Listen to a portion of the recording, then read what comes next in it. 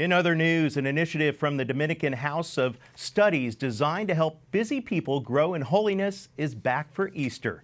The Moral Minute, a series of short audio reflections on Catholic morality. Well, it began last Advent, and it now continues through Easter with bonus episodes from Divine Mercy Sunday, Transfiguration, and Pentecost. The Moral Minute wants to help listeners as they grow in knowledge of the resurrected Christ and the life he calls us all to live.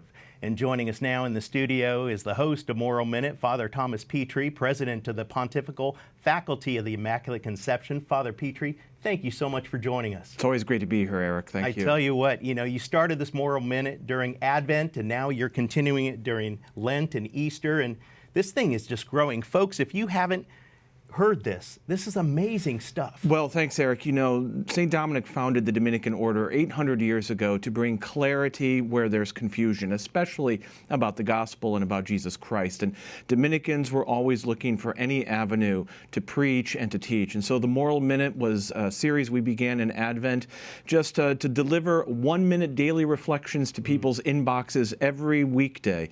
And we're looking to start that back up on Easter with Easter Monday and to walk with people every day during Easter to bring clarity to the life that we should be living with Jesus Christ. After I listen to these, I start thinking about myself, and I start thinking about how is it that I'm not living for Christ? And it really does answer that question. Give us some examples. Well, so often, these are just 1-minute nuggets, that people can listen to very early in the morning as they're getting ready. And so often it's just knowing some small thing, some small detail about who Jesus Christ is. And that knowledge, we believe as Dominicans, then encourages and inflames our love for Christ, our love for God, and then helps us move forward in taking concrete steps to following him more closely. And the target audience for these Moral Minute, 1-minute things, it's everyone. It touches the heart of everyone. We've gotten such great feedback on the Moral Minute. It's we get a lot of great emails from folks. It's really the target is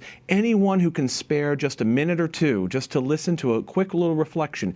As I say, it appears in the inbox early in the morning, and most people, it's one of the first things they do is they push play and they take a listen. Well, thank you so much for creating it. And switching gears a bit, what's your advice do you have for the faithful that are coming out of this Holy Week and Easter to come up?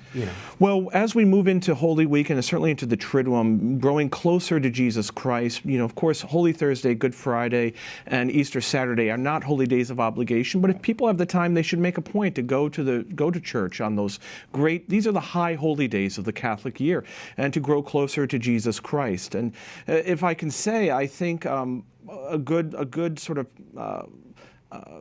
consolation as we sort of struggle to understand and follow Jesus Christ is getting to know him more closely. And that's exactly what we're hoping the Moral Minute can do. If I can just suggest that people go and sign up, it's minute.dhs.edu. And quickly tell us some of the other initiatives that you're working on. Well, of course, at the Dominican House of Studies, we have the Thomistic Institute, Aquinas 101, the Province of St. Joseph, Godsplaining, anywhere that the Dominicans can find ways to preach the gospel and to bring clarity where there's confusion, that's what we're going to do. And you always do it. This Moral Minute, and I want to get back to this because I want people out there to really check it out. Again, where can they find it? minute.dhs.edu. And it really does touch the heart of so many people.